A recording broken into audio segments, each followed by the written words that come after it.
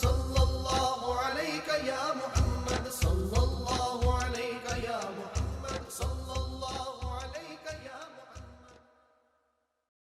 بھائی اس سینے میں دو چیزیں آ سکتی ہیں، یا اللہ، اگر اللہ نہیں ہے پھر شیطان. یہ تمہیں ماننا پڑے گا. بھلے تم باہر سے کتنے بھی نمازی ہو جاؤ، کتنی بھی داڑیاں ہو جائے، کتنا بھی علم ہو جائے، اگر تمہارے اندر اللہ نہیں ہے پھر شیطان ہے. اس کا ہم تمہیں ثبوت دیتے ہیں. نمازی کو بڑا یہ سن کے بڑا آگ لگتی ہے، یہ کہتا ہے میرے اندر شیطان ہے.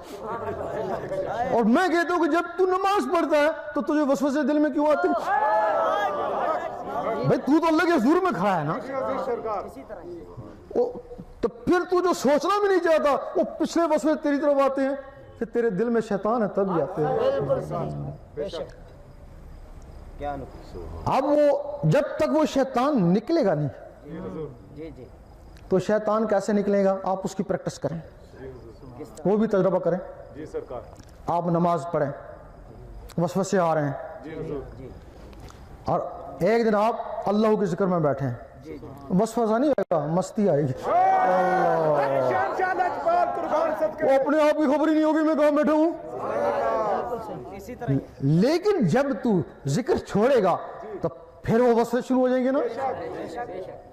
اگر تیرے اندر ہی مخلوقیں ہلکا بنا لیں تو، اور تیرے اندر بھی 24 گھنٹے اللہ اللہ ہوتی رہے تو پھر یہی مسجد تو یہی کعبہ، یہی گلے گلزار جنت ہے نا. تیرا شاہی میرا شاہی، میرا شاہی میرا شاہی، اسرار الہی. اس وقت سارے جو کلمہ منہ سے زبان سے پڑھتے ہیں سارے کہتے ہیں اسلامی ممالک. زبان سے ایک ہے نا، دل سے تو ایک نہیں ہے. ایک دوسرے کو کافر منافق سمجھتے ہیں نا، کیونکہ زبان سے ایک ہے، زبانی کلمہ پڑھتی ہیں نا. اور جب تمہارے دلوں نے بھی کلمہ پڑھ لیا، انہوں نے بھی اللہ اللہ کرنا شروع کر دی، پھر زبان سے بھی ہے اور دل سے بھی ہے. اس وقت یہ فرقہ واریت ختم ہوگی نا، اس سے پہلے تو نہیں ہو سکتی ہے نا. اس وقت تم مومن بن جاؤ گے نا تو مومن سارے پائی پائی ہوتے ہیں.